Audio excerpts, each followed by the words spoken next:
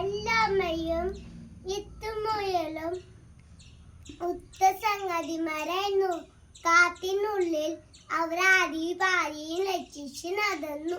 കല്ലിക്കിന്റെ ഇടയിൽ അവരൊരു ദിവസം ആത്തപ്പങ്കയം വെച്ചു.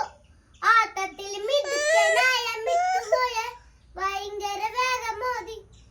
പാവം കല്ലമ്മയാവട്ടെ പതുക്കെ പതുക്കെ നടന്നു വന്നു. കുറച്ചു ദൂരം കഴിഞ്ഞപ്പോൾ മിത്തുമുയൽ കല്ലമ്മയും തിരിഞ്ഞു നോക്കി. പാവം കല്ലമ്മയാവട്ടെ വരികില് തിരികിലായിരുന്നു. കല്ലമ്മ വരുന്നില്ലല്ലോ.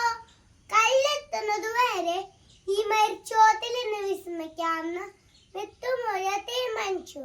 വിശ്രമത്തിന്റെ ഇടയിൽ മിത്തുമുയൽ ഉറങ്ങിപ്പോയി.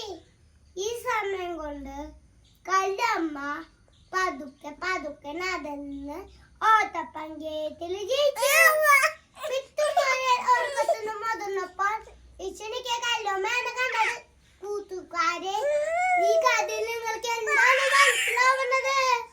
തുടർച്ചയായ പരിശ്രമം കൊണ്ട് വിജയത്തിലെത്താം. Thank you.